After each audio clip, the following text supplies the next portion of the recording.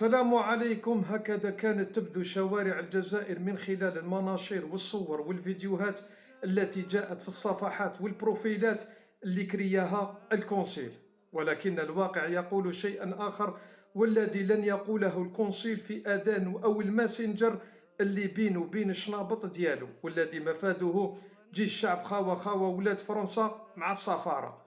مع أن هذه المرة بالذات قد اقتنع الكونسيل، وبالذات أيضا بأن التحراك ما فيهاش، وقد تجلى من خلال إخراجه للكاميليا من أجل تبني الحراك كاللي زعم الرومي خاطئ في رسالة مفادها ماشي حنا كاميليا هي المخطط الرئيسي نتاع الويتويت، ولو كان زعما عمي الكونسيل هو اللي خطط لو كان شفتوا التحراك نتاع الصح. مع أن القاصي والداني في مغربنا العربي والساحل الإفريقي يعلم بأن أي تحراك أو محركة حتما سيكون وراءها عقل رومي وبالأيادي نتاع الشنابط ديالو اللي عندنا. سلام.